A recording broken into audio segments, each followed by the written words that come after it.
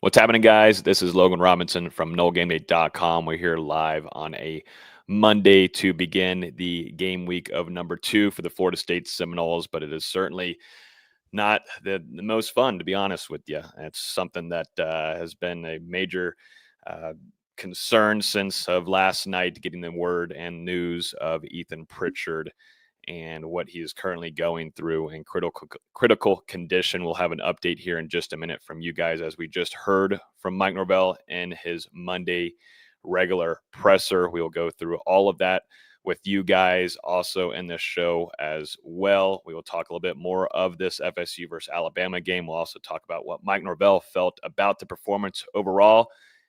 A lot of it pleased, but still calling out some things that they need to improve on all across the board. We will also, too, in this show, predict where Florida State will rank, because after a performance like that against a top 10 opponent and with the dominance that they played with, I think all of us on here expect for Florida State to be ranked somewhere. But where will they be ranked? We'll give our prediction later on in the show here. Florida State also getting some big time injury news, specifically on the offensive side of the ball.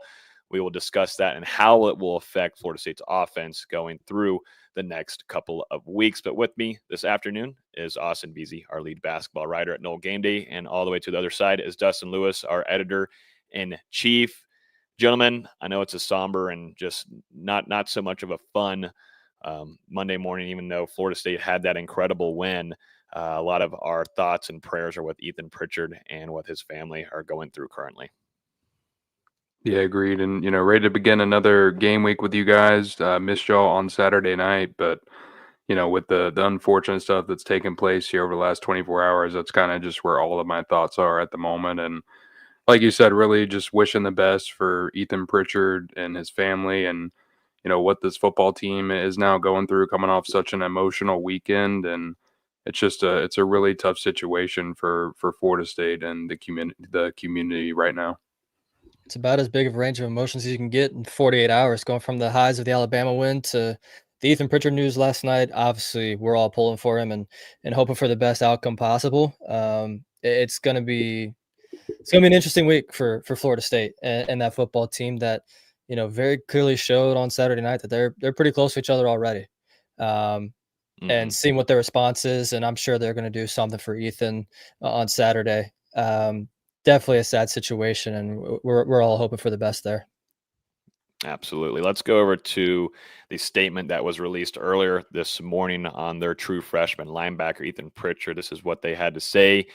Ethan Pritchard is in critical but stable condition in the intensive care unit at a local hospital after suffering a gunshot wound last night while visiting family in Havana, Florida.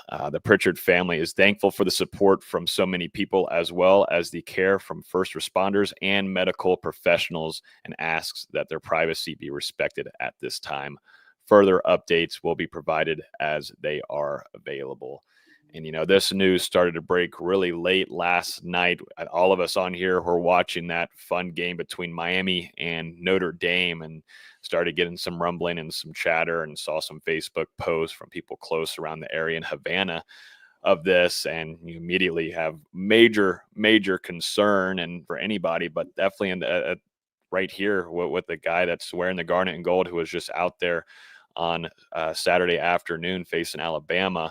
Like y'all were saying, it's a roller coaster ride of emotions for the fan base currently, and everybody is, just hoping for the best of hopefully a recovery for the young man who, Mike Norvell, this coaching staff. I was going back and looking at some things last night. They went and did a lot of visiting just because Havana's so close right there to Tallahassee. My family lives in Havana. That's how close it was, and it seemed like Ethan was maybe bringing back a family member to their home before probably getting back over near campus and getting ready for practice later today. And extremely unfortunate situation going on. We also heard from Mike Norvell in the presser earlier this morning. He said thoughts and prayers with Ethan Pritchard and his family.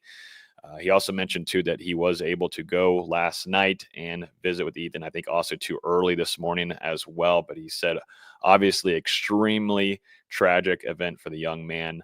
I had the chance to be there last night with dad and family. Grateful for all of the support, medical support he was able to receive. And like you were just saying there, Austin, and we also heard it from Mike Norvell this morning. Now, this team really does love each other, and it showed that to us just in the way that they were playing, in the style and the physicality and dominance that they were playing with.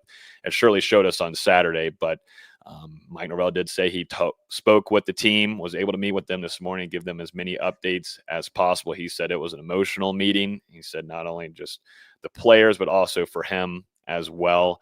And you could definitely tell in that presser, it's something that's hurting him. But a lot of the prayers and thoughts are with, obviously, Ethan and to the rest of his family. It's devastating. It's really unfortunate. And, obviously this just hits so close to home because it's a Florida State football player. And you also just think about what the university had to go through in April with the gun violence and the incident that happened on campus. And, it's just really sad. And, like we say, hope Ethan Pritchard can recover from this and, wish the best for him, his family, the Florida State football team. It's going to be a tough week for Florida State. And, Ethan Pritchard, a guy who signed with the Seminoles back in December, he was someone who committed to FSU in 2023 during that 13-0, that ACC championship season. And then last year, whenever things went wrong, never wavered in that decision, didn't visit any other programs, wasn't considering anyone else, still signed with Florida State despite the 2-10 campaign, arrived in Tallahassee as an early enrollee, went through spring practice and, the summer and the preseason with Florida State. And he was someone that Tony White actually highlighted back after the second scrimmage of the preseason. And, Tony White said that, he thought he was going to be a great linebacker in the future at Florida State. So, obviously, like you guys have said, this team is so close. This coaching staff is so close with the relationships they've built with one another. And, everyone is hurting right now in Tallahassee on Monday. Well, with that moving forward, we'll try to give you as many updates as possible, either through Twitter or through what FSU is sharing on their end, and most certainly at NoleGameday.com. But we will continue to try to move forward with this. And like you just said, I couldn't imagine how the team's going through with this as well. What a roller coaster ride of emotions for them. But with this presser as well this morning, Mike Norvell did give some ugly news as well on the offensive side of the ball for Florida State. And their starting running back, Roydell Williams, former Alabama transfer running back, he was your starter against Bama in this game, is going to miss a period of time per Mike Norvell. I didn't specifically see where that injury happened. I don't know if you guys were able to catch that as well. Be honest with you, I was in Doak Campbell Stadium, and that place was absolutely insanity. I'm interested to see Dustin's take from his point of view from up in the press box. But this is something here where, he also dealt with an injury last year, sidelined him all the way till the end of the season as well. And certainly is disappointing because you could tell just from Mike Norvell's reaction, but also to how much they've been highlighting this young man.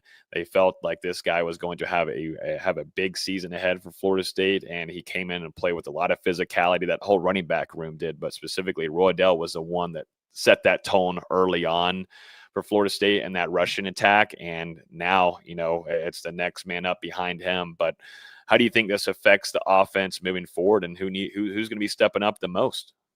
I personally didn't see the play where he got dinged up, or if it even happened in the game. Maybe on that fourth down late, just crashing through there and trying to get that gain, he got banged up a little bit.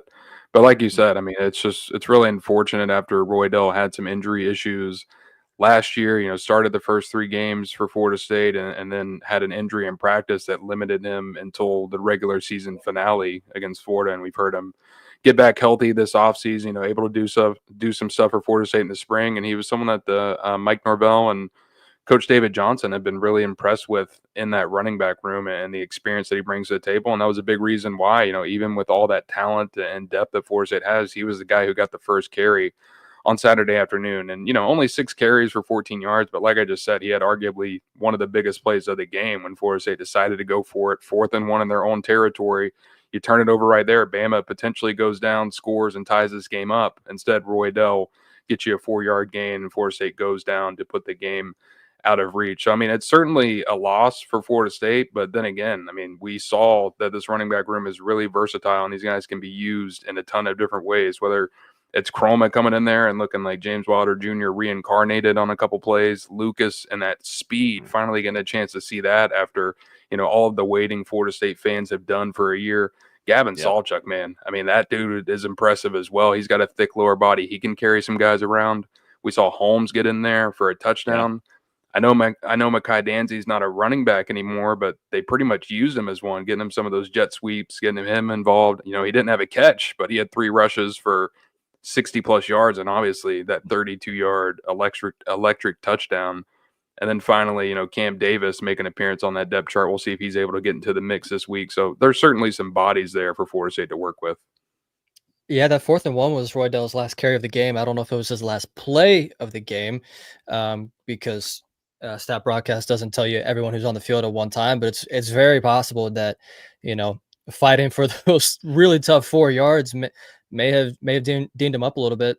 And you have to keep in mind one of his carries, I know he said 6 for 14. It really should have been 5 for 14 because he also scooped up that bad snap from Pettibone at the end of the first half and kind of just made something out of nothing to get back to the line of scrimmage. But you're right. If there's one position where Florida State could afford an injury, it's in this running back room because it is so deep and so talented. We didn't even get to see Cam Davis, who Norvell made some comments about today, saying he's really flashed the last few weeks in practice. He's back on the 2 deep for the latest depth chart.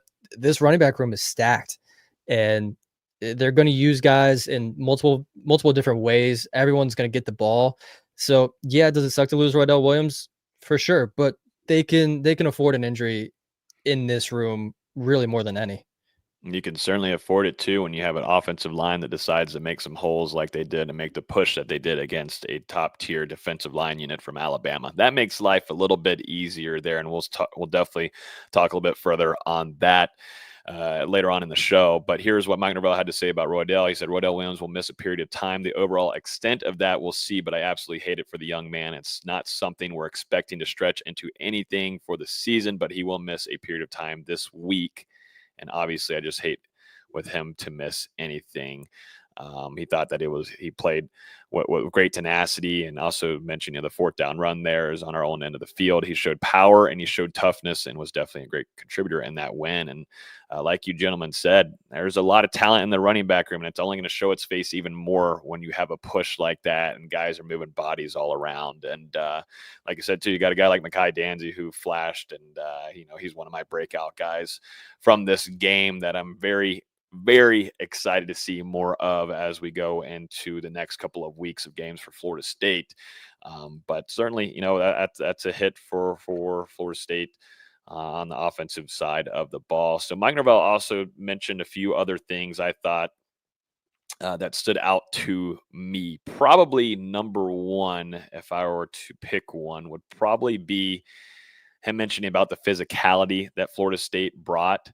And he doesn't feel like it was to the bar that they really want it to be. He said, that's a bar good to set for right now, but he wants to see that improve as the weeks go on. He said, we won by only 2 scores. I'm kind of pissed off. It wasn't more. There's an absolute sense of urgency for improvement this week. Y'all's thoughts on that one? Because I think, it's nice to see Mike Norvell in this realm now as a CEO guy. He's getting a little bit more descriptive, I would say, in some things here, but he is certainly setting the tone for what this team should be. And even though he was pleased by the performance, there's still some things that this team needs to do to look better moving forward. Of course. it was only week 1, but Florida State matched up against one of the more experienced teams, especially on defense in college football. I thought the level of physicality, especially on offense, it was above what I expected. I didn't think Florida State was going to go out there and beat Alabama physically in the trenches along the offense. They were getting a ton of push up there up front for the most part, didn't allow very many negative plays. at all. And it wasn't just the offensive line. I think you even saw it from the skill guys. We'll get into that block from Randy Pittman where he put an Alabama linebacker square on his back. You also had Deuce Robinson putting in some really good effort blocking downfield there. He was a big reason that Mekhi Danzy was ultimately able to spring free on that 32-yard touchdown. So, I mean, the whole offense, kind of had that mindset. And you think back even to the game-clinching touchdown where Salchuk is carrying all of those defenders to the end zone. You see 2 or 3 offensive linemen come up and get into the pile. And then even true freshman wide receiver Javon Boggs comes over from the outside to try and get there the push. Those are the little details, the things that, lead to winning and getting these type of huge victories over a program like Alabama, the small things that Florida State wasn't doing a season ago. So, I mean, if this offense is just able to improve from here, I think the sky is really the limit for Florida State with the execution that we saw against the Crimson Tide. And then the defense, that first drive didn't go the way that they were expecting, but the way that they bounced back from that adversity didn't lay their head after a 16-play drive from Alabama. And then the final 9 drives of the game, they only give up 2 scores, forced 3 turnovers on downs, 3 punts, a missed field goal. So I think, everything kind of went how Florida State wanted it to go. And, the way this team responded from the negatives and the way that they were physical and not beat, by the other team, it was night and day from that 2024 season, and really impressive to see them rise up to the occasion. We heard the coaching staff talk about it all preseason. We heard the players talk about it, the level of desperation, the edge that they were trying to build. But until you actually get a chance to see it on the field, it's just all talk. They went out there and proved it against number 8 Alabama on Saturday. Yeah, I love Norvell being upset that they only won by 2 touchdowns. Going back and rewatching, at least part of it last night, I didn't really feel like the offense left many plays out there. I think it kind of balanced out when you consider they got a 3rd and 11 conversion on their first drive to score white. You're not going to get that every game. There are some penalties from Alabama that extended drives. I mean, Alabama had 70 yards of penalties on just 8 penalties. That's a high number. And something I found out yesterday, just watching recap videos, is that Kalen DeBoer's Alabama teams have never had fewer penalty yards than their opponent in all, how many every game, 16 games that he's been there. It's pretty crazy. And it's a wild lack of discipline from a team that was one of the most disciplined under Nick Saban. But yeah, I don't think the offense left many plays out there. Yeah, sure, there's plays that the defense could have made and could have prevented scores, but I feel like a 2-touchdown win over Alabama is about as good as you could ask for from that result. That defense really stepped up for sure as that game went on. And a sequence I don't think we really talked about after the game on Saturday, Logan, is Alabama's second drive. They're driving down the field again, get all the way down to the 20. It's 2nd and 4 at the 20. They're in the red zone. Quindarius Jones blows up a screen, blows him back 6 yards, false start, and then Ty Simpson is sacked, and it goes from what would have been a chip shot field goal to a 53-yard field goal, and they miss. That's a huge sequence in that game. If they get points on the board there, we're looking at a much different game, and that missed field goal really kind of set the tempo for what DeBoer was going to do the rest of that game, because he had another opportunity from about the same range in the 3rd quarter. They decided to go for it on 4th, don't get it. Could have kicked it again late in the game, go for it on 4th, don't get it. That one stop of pushing that team back, 18 yards basically, really set the tempo for the rest of the game. And shout out the defense for stepping up in that way. I mean, it felt like some real panic from Alabama after that missed field goal, because like you said, Austin, I mean, there were some other opportunities where, they're potentially in field goal range. You get those 3 points on the board a couple of those times instead of turning it over on downs. Might be a little bit closer there at the end where Florida State's driving to go up 31-17. So just felt like, Kalen DeBoer, he didn't feel very comfortable in his play calling or in his special teams at that stage of the game. No. Did you notice, Dustin, we were talking about it, but I think one thing that stood out to me a ton was on the defensive side of the ball and the over communication. I mean, these guys it was nonstop talking until that snap happened, and you never saw that. Maybe a little bit with Adam Fuller's, but definitely last year. I mean, that was just lack. That was major lack that hurt them a ton. But with that comes accountability as well. We also saw Earl Little Jr. try to eliminate guys from getting into tussles as well, causing penalties. So having not only what your coaches are doing, they're going to try to instill as much discipline as possible. But when you have your players out there, and what we've heard so highly of Earl Little Jr., who he's going to be a fun one to watch this season. Somehow they undersold him. He was so good. Yeah. And like you're like, okay, I just love the way the communication looked like. It was if you looked over to Alabama and you watch film on that game, they're not communicating. There's none. There's a lot of lost guys not in the right places, and definitely too if you don't play with the attitude that Florida State came to play with, it's not going to look good for you on that side of the ball. But I loved what the linebacker room looked like, talking to the defensive lineman, making sure you're over here on this assignment. Some DBs were even coming down to the defensive line, making sure they were put in the right spot. That's massive, man. And that goes to that's a shout out to Tony White on what he's been able to achieve so early on. I know it's only game one, and he sure did tell us that in his presser yesterday that he would talk highly of a player and their performance and such, but then he's like, this is only game one. There's a lot of things and missed assignments that have to get better. We've got to play with better physicality, and there's got to be better guys understanding where they need to be assignment wise. I was very pleased in that first showing from the defensive side of the ball and just taking care of your first things, and that's communication. It's a major thing that needed to see improvement on. It was impressive. They looked confident. They all looked on the same page. I thought, particularly the safeties. I mean, they were just on another level out there. Like you guys have said with Earl Little Jr., I thought Ashland Barker, man. I mean, he was absolutely I was about to bring him up. phenomenal for the majority of the game. And it was funny. I was talking to Tommy. I was like, man, Ashland Barker has been so good. And then he gave up one of the few catches that he did all night. But those two, I mean, they really stood out to me. You saw some splash plays from Edwin. But yeah, that communication pre-snap, I mean, whether it was from the DBs, the linebackers, like you guys were saying, this defense was really on the same page. And, as you mentioned, Logan, I mean, it's really a testament to Tony White and what he's done. We've talked about in the preseason, the attitude, the standard that he's brought to this defense. And I felt like for the most part, the 11 guys that Florida State had on the field for the entire game against Alabama were matching that standard, bringing the level that he wanted to reach. And, it's Alabama. They're going to make some plays every now and then. We knew how good this wide receiver core was going into the game, but what Florida State did against Alabama's rushing attack, I mean, just completely really shutting them down. And that was a big thing going into this game. How was Alabama going to respond without Jam Miller back there? Were some of these younger guys going to be able to run the ball for the Crimson Tide, have success against Florida State? And if they weren't, would Ty Simpson be able to beat FSU with his arm? Well, Florida State, they stopped the run. Simpson, he made some plays, but it wasn't enough to beat the Seminoles through the air. Yeah, being able to stop that rushing attack was huge. And it's something, I mean, that was my biggest key going into the game was how does Florida State handle this rushing attack? Can they establish the run game? Can they stop Alabama's rushing attack? And they absolutely did that on both fronts, probably more than I could have ever expected. Yeah, you mentioned Ashland Barker. He was setting the tone out there back in that backfield. I mean, I didn't realize it in live time because the first drive I was having to watch the game on the Skycast because the Syracuse-Tennessee game ran so late.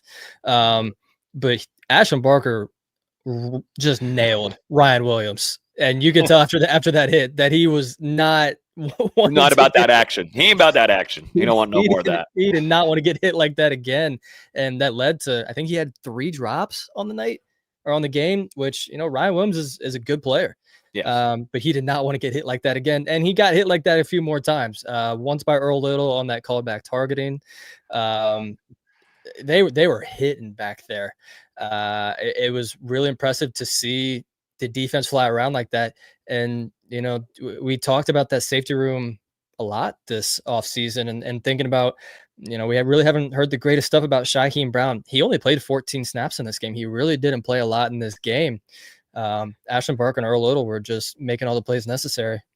Mm-hmm. Yeah, and I was looking on the sideline too and watching Shaheem Brown because he was out there a little bit, and he was very communicative on the sidelines. He was talking with his guys. He was actually having to hold guys back on the sideline, making sure they wouldn't get any penalties over there. So he's trying to show some leadership, which is great.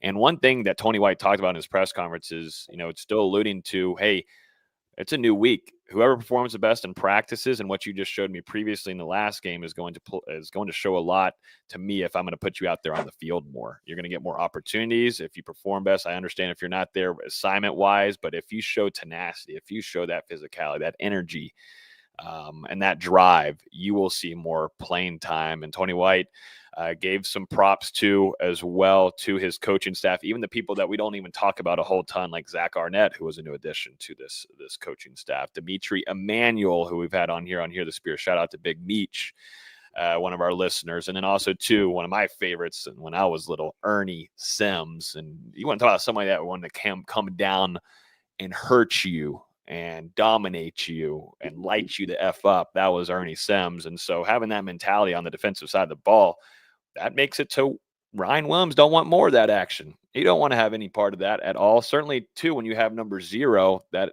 annoying, physical, mean-ass Nat with Earl Little Jr. coming down on you, you don't want no more of that. You're tired of it. And that's something that set the tone early on in this game, and that defense responded after that touchdown drive. And not only that, but Mike Norvell gave some props today to the Marching Chiefs, who I thought were incredible. People kind of underestimate, what the fan base can kind of do at times, but no matter if it was night, this felt like a night game in Doak with how loud it was. Me being able to be out there, man, it impacted this Alabama team. Delay of games, false starts. I mean, Mike Norvell gave his props to the Marching Chiefs along with everybody else. Thomas Castellanos also too talked about in his post-game presser just how well the fan base came and affected that game. And when you win a game like that in a dominating fashion, we should expect to see a pretty rowdy next couple of games in Doak Campbell Stadium before they head up to Virginia in a few weeks. Let's bring up the physicality. Why don't we? Let's bring up the physicality, and we'll start off with my favorite of the day. And this was Randy Pittman, who we've talked highly of. I had him placed as one of my top players on the team going into the season, but I underestimated one thing, and the physicality part of everything. And this is what he decided to show up with and play against Alabama in his first game for Florida State. Bye. Have fun. Let's watch that again, though. We need one more piece of that. Sit down. I mean, I did watch this already 100 times. I wasn't even capping, as the kids say. I literally watched it too many times. It's delicious, man. This is football. This is when you think about Florida State football. I'm sorry, but like I said, and I said in the instant reaction too, VZ, I'm going to hold off on saying it today, but I'll say in a clean version, you're here to hurt and hit mother effers, man. And that's exactly what not only Randy Pittman did. We'll look at the Gavin Sawchuk run here again, but man, I think FSU fans should be stoked about number 13 here. Yeah, I mean, it's that grit, it's that intensity, it's that want to, it's the nastiness, it's everything that Florida State didn't have a year ago, and that's what fans expect to see, whenever the Seminoles take the field. And this offense, they're really bringing it back. I thought Randy Pittman, I mean, he did a really good job whenever he was out there blocking. You saw the same thing from Marquise and Douglas at the tight end. And we've mentioned, I mean, not only what this offensive line was doing, but just the rest of the skill players around them contributing to the blocking game and what Florida State wants to be able to do on the ground. And then even the guys carrying the football. I mean, Chroma taking 8 Alabama Crimson Tide defenders for a ride in his first game in Doak. And then Sawchuk doing the same thing on the 14-yard run to clinch the game. I just thought from top to bottom on this offense, they matched Alabama's level of physicality, and then they exceeded it, I mean, for the majority of that game. Take a seat. Take a seat, bud. Enjoy that seat. It's nice and warm there on the ground. Enjoy that seat, bud. I wish this – oh, sorry. Go ahead. I was just going to – Mike Norvell – he's probably smiling pretty hard about those 15 pounds Randy Pittman put on over the offseason, going from 225 to 240. You just saw all of it right there. Oh, he did. I would have loved to have been in the film room right now for all these guys, both offensively and defensively. Go ahead, VZ. I wish this play had stood because it got called back for the biscuit hold on the edge. Yeah. That would have made it a little bit better. This freeze frame, you got that man looking like a seal. Like he is folded up. Just a great block by Pittman, and they were bringing it all game. It was honestly shocking to see Alabama not rise up to that level of physicality because that's just the standard that we've been used to for 20 years. I know Saban's not there anymore, but to see them lack effort on a lot of plays, like I know people are pointing out that Danzy run where that safety on the weak side just was half-assing it the entire way. And, maybe could have made a stop if he was running full speed, but just didn't bother to. He was watching out for 13. I promise you that. Yeah, but it's just it was kind of shocking to see Bama not be physical in this game, and to see Florida State dominate in that way was refreshing to see, considering the lack of physicality they played with for a decade. Mm-hmm. Almost. They've had moments, but. Yeah.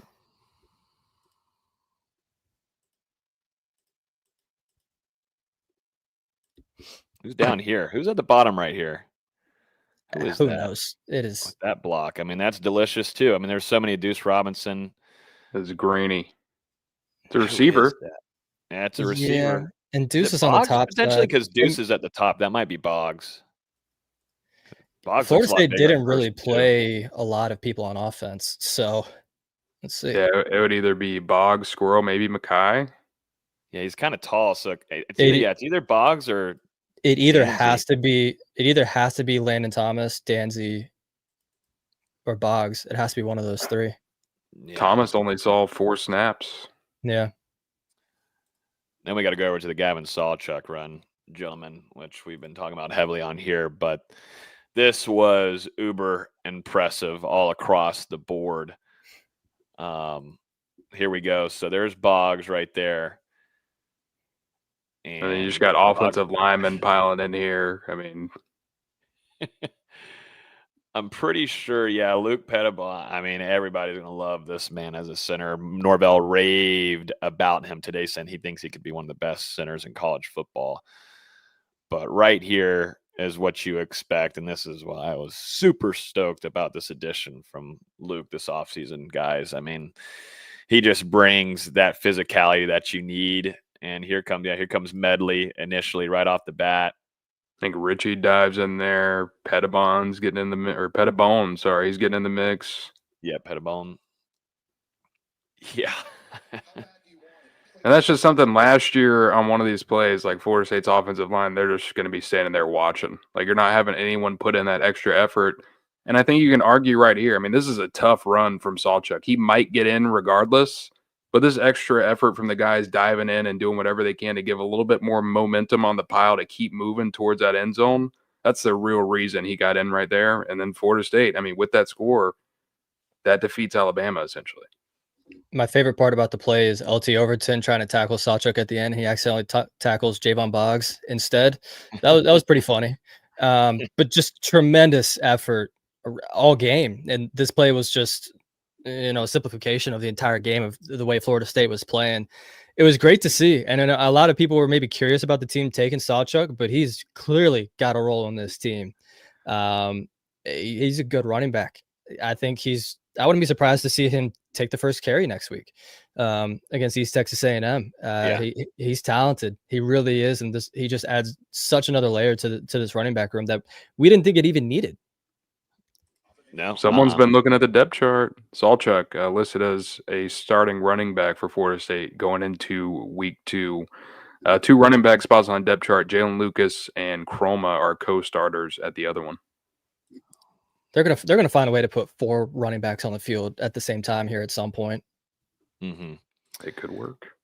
We got to look at Danzy too. Let's take a look at that. I mean, this is when it becomes fun. You can just sit here and you can grab some popcorn, grab a drink, and just enjoy what you're viewing. But here goes Danzy off the side. Look at Gunnar Hansen, who I thought played with a lot of energy, and this coaching staff was very pleased with that too after the game. But go ahead. Look at where Pettis is right now. Yeah. Yep. Looking for a body to block. Look at 13 looking for a body to block. Deuce, absolutely incredible game from him too on the outside blocking as well. His acceleration as soon as he touches the 30 is stupid. Mm-hmm. Like he turns it into 8th gear and everybody else is in 3rd. Yeah. Like this safety number 3 back here has absolutely no idea how fast he is, because I think against 99% of players he goes against, that's the right angle. And then the next thing you know, Danzy's just blowing past him. Stupid speed. One thing I learned from Danzy too as well is he's not easy to bring down, ladies and gentlemen. It's that size. I mean, he's fast, but you compare that with someone who's 6'1" and is sturdy. That's a rare breed of athlete. He's got great contact balance. I mean, and that was showcased on the guy off of him at full speed. It was showcased on the second run as well. That 20-ish yard gain, 25-ish yard gain. He shut off a couple tackles there as well. Yep, there's Gunnar grabbing, trying to. I mean, Deuce Robinson, shout out to him. I'm sure the coaching staff as looking at that film room and just, giving major props to him. And the more you do things like that, the more you're going to get out there on the field is expected for him to be a starter. But it goes to show, if you want to get out there for some of these younger guys or some of those guys in the 2 deep, prove it on film, man. It's those little things that you're going to see the field more on, both offensively and defensively. And I think that's something that I've liked to see from Mike Norvell and his adjustment as a head coach, because something that lacked from him was putting guys out there that you could easily tell were slacking, absolute slacking, and he would still return them out into games, and then we'd see them start in the next week. That's just not going to be the case under Gus Malzahn and Tony White on both sides of the ball moving forward. And I think, I'm sure you guys did on Saturday night, but we really got to give Gus his flowers, because Oh yeah. I think all three of us, whenever Mike Norvell brought him over from UCF, hired him as the offensive coordinator, gave over the play calling duties, we were like, man, this feels kind of like a safe move from Florida State, and who really knows how it's going to work out after the way Malzahn's tenure at UCF ended. I mean, That was me. I mean, we ate our crow. We had our crow. I mean, I wasn't hearing the most fondest of things from the UCF side, but I ate my crow on Saturday night, and I agreed, D-Lo. And I don't know if it was just because he was looking across the other sideline. He saw Alabama. He got some flashbacks, but he just absolutely diced them up. And play call after play call, even if it was something that went for a 1 or 2 yard rush, it just felt like he was setting up for what was to come 3 or 4 plays later. And you see it with all these jet sweeps, the misdirections. I mean, you even get down to some of it where I didn't see this in real time, but Marquise and Douglas at one point comes in basically as Florida State's left tackle, and they stack the right side of the offensive line, and that leads to the touchdown by Holmes. I mean, he was pulling out all of the stops, and I'm really excited to see where this thing can go throughout the season, because as we talked about, the offensive line didn't have a ton of practice time to get on the same page, and to me, I mean, they looked like they were in midseason form. I need to pull it up from the Bama side of things, but only 1 sack, which came on the first play of the fourth quarter on a safety blitz, and 3 tackles for loss for the Crimson Tide the entire game. I mean, what an effort from that offensive line as they can continue to play together and gain experience. But man, this offense, that up-tempo attack, the way that they just use so many guys in so many different ways, it could be really fun at Florida State, more so than I thought last week. And none of those tackles for loss were in the first half. They all came in the second half. And even that 1 sack, it was almost designed to have a free rusher, and Alabama just played it perfectly by sending that safety blitz. Really can't do anything about that. That's when you tip your hat and move to the next play. But it was nice to have motion feel purposeful again. I believe I said that Saturday night, where last year, anytime someone was sent down in motion, it didn't really feel like it had a purpose. Every single one in this game felt like it was setting something up. Every time Jalen Lucas was coming on a jet sweep, you knew that that wasn't going to be the only option. Sure enough, in the third quarter, they sent him back out on the wheel, and he's wide open. Even something like I absolutely missed this in real time. That play, I believe it was in the third quarter. I kind of forget, but where the entire offensive line stands still, you're like, oh, did Pettibone snap it too early? No, that was designed. They wanted a free screen and make Alabama think that they misplayed it, and then all 5 offensive linemen out there blocking. It didn't really work as intended, but everything had intention, and that was so different from everything we saw last season. Speaking of intention, let's look at this play right here where Thomas Castellanos scores his first touchdown as a Florida State Seminole. Let's go back and look at number 13. Give me some of this right here. Sit your ass down. Just go and sit down. Castellanos' dip at like the 4-yard line should not have worked as well as it intended here. Because he honestly looked dead to rights, but that little stutter step dip under, impressive. Yeah, that little feint. I mean, it just gave him just enough space to get to the corner, froze number 0. And then, man, he gets in there, and you have a couple FSU legends celebrating with him. That's awesome to see, too. Yeah, Dalvin, P-Dub, Dexter Carter was right there as well. Pretty cool. So I did not know this the whole game. They never showed him unless I missed it on the video board, but I did not see that Dalvin was in the house. Don't usually see Dalvin in Tallahassee as much, but look at Dalvin in the number 1 jersey. Perfect shot there. And then with P-Dub to the right in the black shirt as well, going straight to celebrate. That picture that Molina took of this was Awesome. incredible. And then that's Dexter Carter in the khaki shorts. Huddle on them as well. Oh yeah, yeah.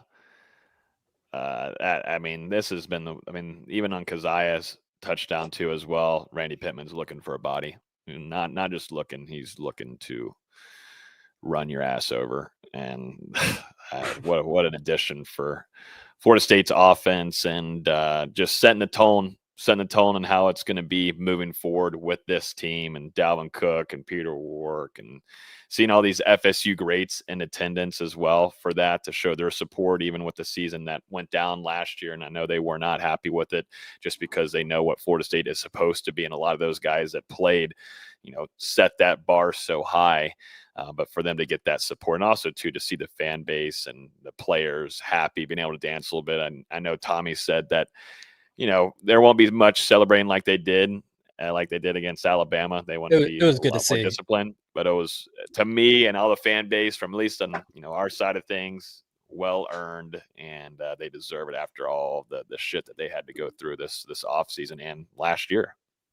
If the win's clinched, I mean, celebrate and dance all you want. And also, I mean, what did you expect after what Florida State did last year and coming in against, heavy underdogs to Alabama, going on not just to beat them, but I mean, to really control most of that game, a 24-7 lead, and obviously end up winning it by 14. These players, the ones that came back to Florida State who were here a season ago, the fans obviously in Doak Campbell Stadium, and the guys coming in, I mean, they absolutely deserve to celebrate a victory like this. And this is one, I mean, you can tell by the fans rushing Doak Campbell Stadium and Bobby Bowden Field afterwards. This is one that Florida State fans are going to remember for years to come. And I mean, I honestly think, it was one of the most special environments in Doak in decades.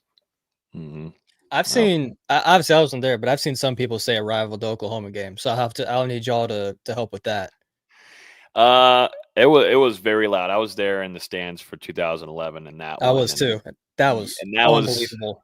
That was absolutely insane. I will say, I think it's certainly in the top 3 of how loud it was, and everybody was the concern of losing 12,000 seats. What is it going to look like? Oh no, the club level. Nobody's going to be out there watching the game. Dude, it was people were leaving their seats from that club level section and coming to where you could actually stand, because they wanted to be right there next to the players, and you could see them, and the players were going over there hyping them up and everything. I mean, it was full energy. And when it rained, I'm like, all right, let's see I was interested to see what Doak was going to look like, but everybody stayed. You had shirts coming off. The student section wasn't going to leave no matter what, but everybody was there to just bring as much energy as possible. And it was damn loud, no matter if it rained, snowed, whatever the hell. I don't think anybody was leaving that stadium just because of the performance that Florida State was putting on the show. It was a show, and certainly a way better one than what we saw last year. Let's jump over to our main topic here, and then we'll take on some questions. If you have any questions here on YouTube, make sure you throw them down. Also, too, on Facebook for our Facebook crowd, also to our Twitter people as well. But throw it down in the comments if you have any questions or topics you guys would like us to do. We will try to do that moving forward. Every show, the last 10 minutes or so, we'll do some quick hitters on those for you guys, so we can hit all of y'all's main topics and questions. But let's get to the main meat of the show. Florida State and being ranked again. And it's a scary thought. That crazy. It's been a while. It has been a while, and I'm going to go ahead and bring up the AP poll, obviously, with Miami playing last night, and them and also to Notre Dame, both 2 ranked teams. I believe tomorrow, right, Dustin, is when we will get the AP poll and the coaching poll as well. Yep. Okay, so these are the AP poll, hasn't come out yet, but I'm bringing this up here, and now it's time to have a conversation of where does Florida State fit in here, and for everybody listening, throw it down in the comments on where you think the Seminoles should be ranked. But we saw Texas losing that game, Ohio State won. Clemson, that's going to become a big discussion for us probably later in the week about how they look. That offense didn't look so great after losing one of their playmakers earlier on in the game, but Dabo Swinney not pleased at all with that performance on the offensive side of the ball, losing to Brian Kelly and the LSU Tigers, Notre Dame losing to Miami last night, and Miami looked like they came with a lot of energy and physicality as well on their end with Carson Beck, now their new starting quarterback. Still almost blew it. Still almost did. They still almost did. Where do you think Florida State, fits in here? Florida had a cupcake game. Where do you think the Seminoles land in this? Boise State did lose their first game of the season as well, so they're going to be kicked out of that number 25 spot. Where should the Noles be, you think, guys? I mean, it's a top 10 victory for Florida State. It's the first week of the season, so I mean, this is a time where you can still see some hefty movement in the polls. Things get a little bit closer together as more games are played. So honestly, with a win like this and it being over Alabama, I know people right now are questioning, is Alabama going to be the Alabama that they've been in years past? That's to be determined. We'll see how they're able to respond over the next couple of weeks. But getting a top 10 victory for Florida State, and they were already receiving votes in some of these polls. So just me personally, I think they're fitting in there somewhere between that 15 to 20 range. That's exactly where I sit. I've seen some people have Florida State as high as 5 or 6, which I think gotta pump the brakes on. Yeah. Like I get that looking at Florida State, you can argue very few teams played better games than Florida State did this weekend.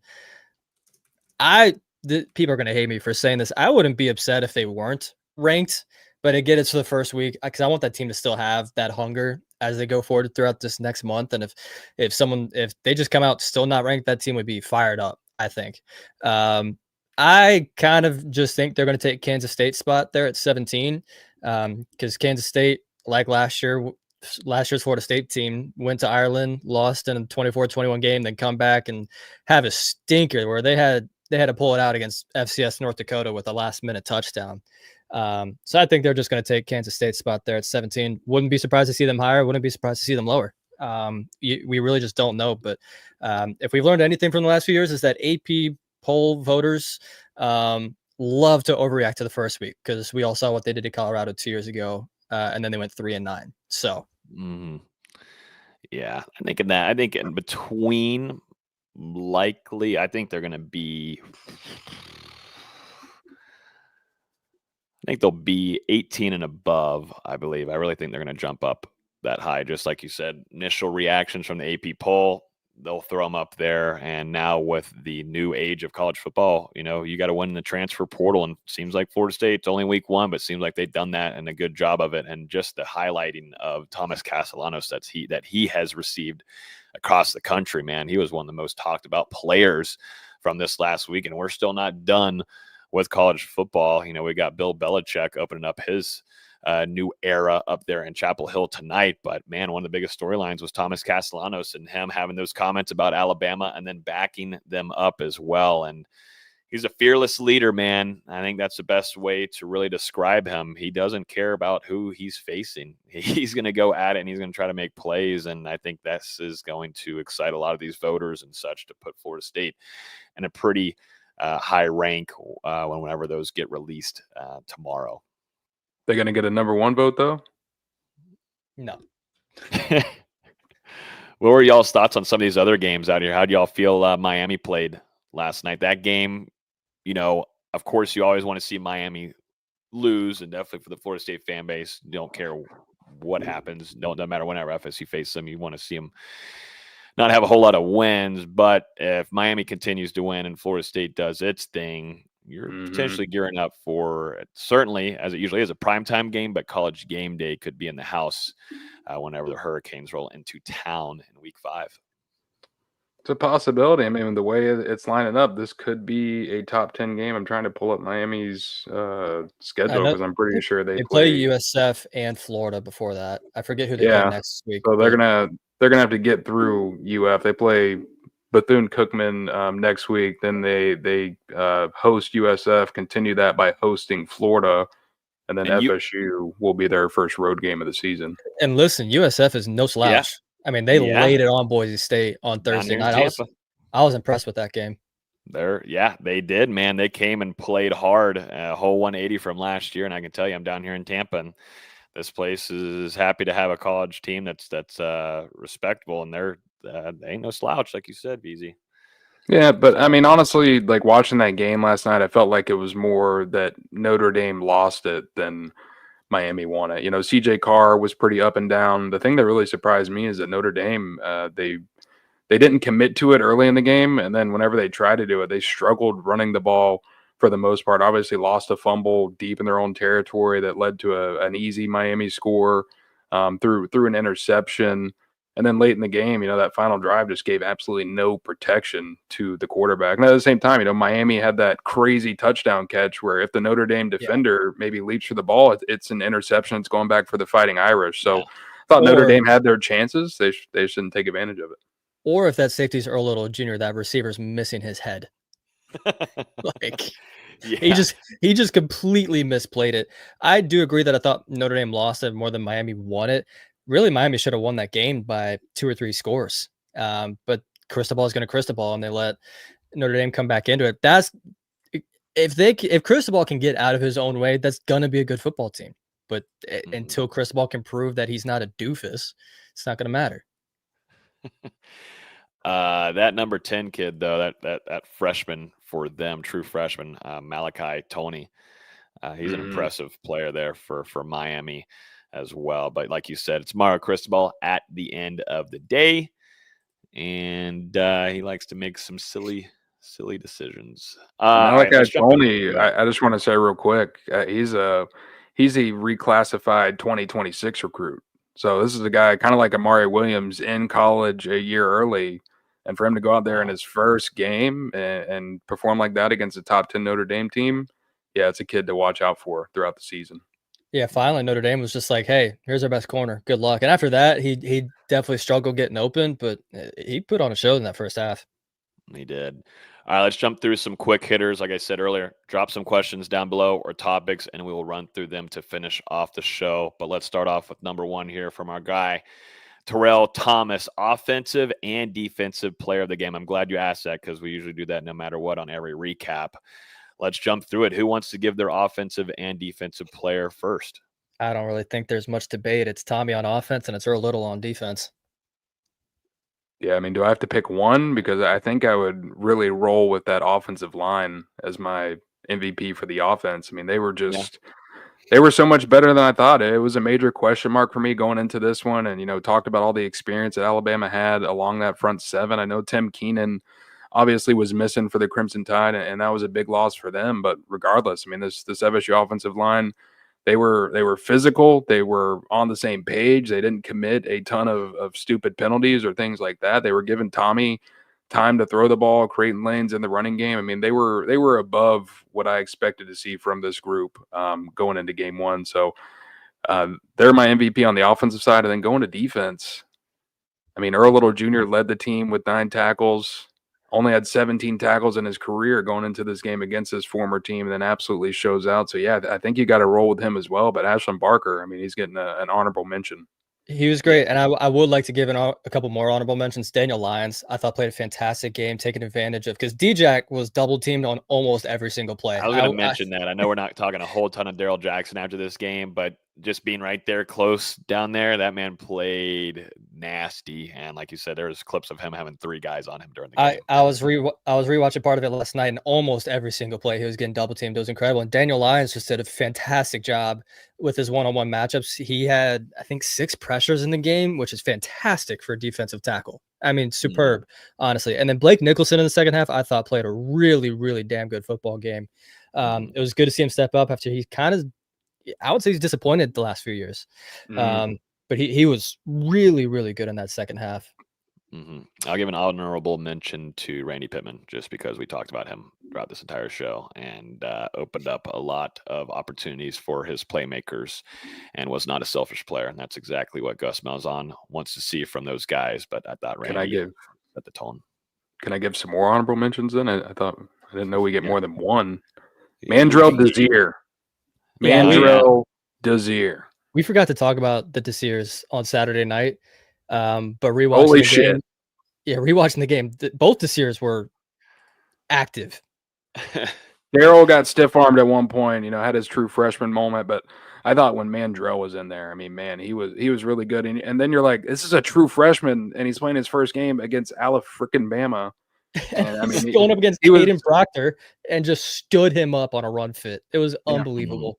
He was Yep. physical. I mean, not only against him, he drove the center backwards. I think there was like close to a 100-pound difference, or give or take. It was really impressive. And then you guys named Blake. Another one for me, Jabril Rawls making his first start there at corner. I thought he had a very solid outing, and was very physical for Florida State as well. Really, that whole defensive backfield for the most part. I mean, they were not afraid to bring the wood, and there was plenty of energy, plenty of hustle. It was impressive, man.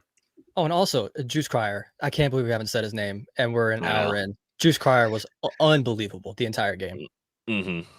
This is a good problem to have, gentlemen. Yeah. It's a good problem to have when you're still searching in that box. You're like, wow, there's actually some more guys that we are missing on here.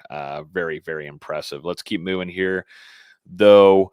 Gentlemen, here's a question from Beverly asking, please talk about your views on the secondary. So we've talked very highly about Earl Little Jr. We're very high on what Ashland Barker is bringing to this defense. Rawls having not a whole lot of experience, but to go in and face top tier talent at wide receivers for Alabama, it's not going to be an easy game. There's going to be some guys open and such.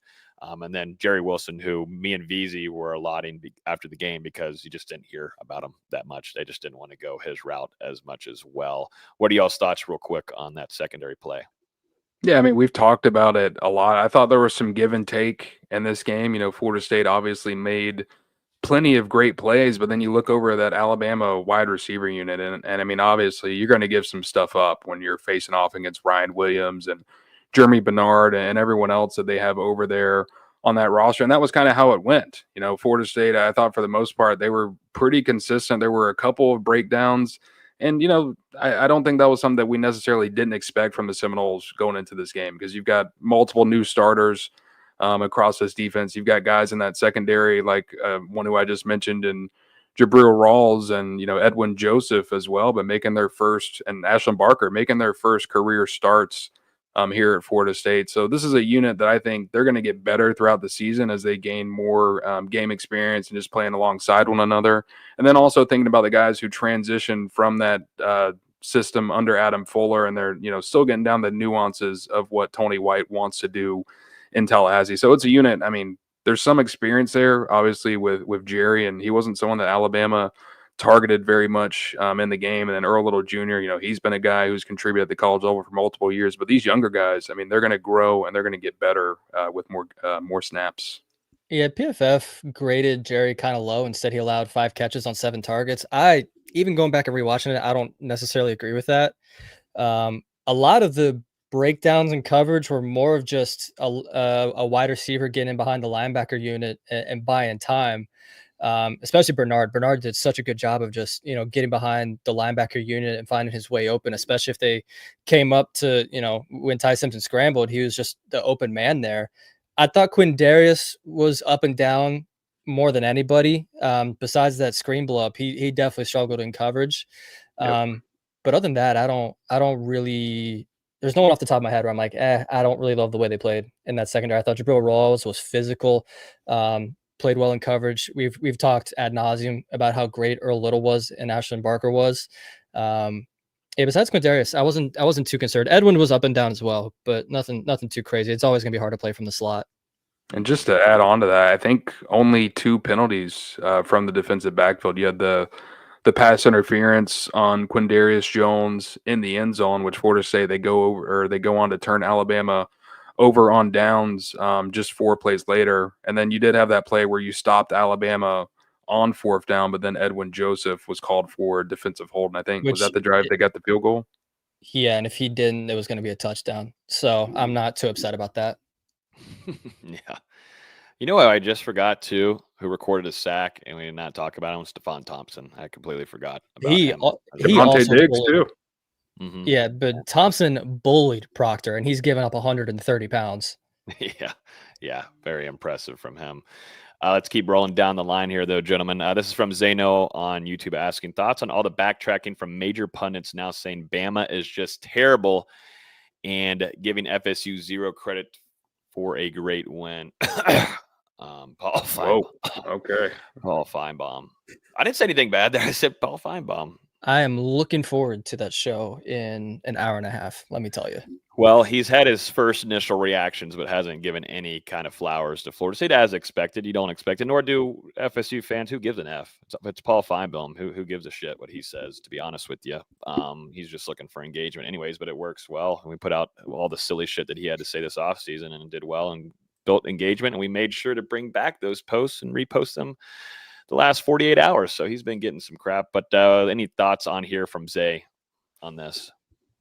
I think the whole country is really just still trying to wrap their heads around what happened in Tallahassee this past weekend. Even, some members of the Florida State fan base and the media. I mean, this was a total shock. I think a lot of us thought Florida State they'd be competitive with Alabama, but maybe not necessarily win. So the fashion that the Seminoles went out and performed in to go up by 3 scores and then to ultimately win it by 2 touchdowns.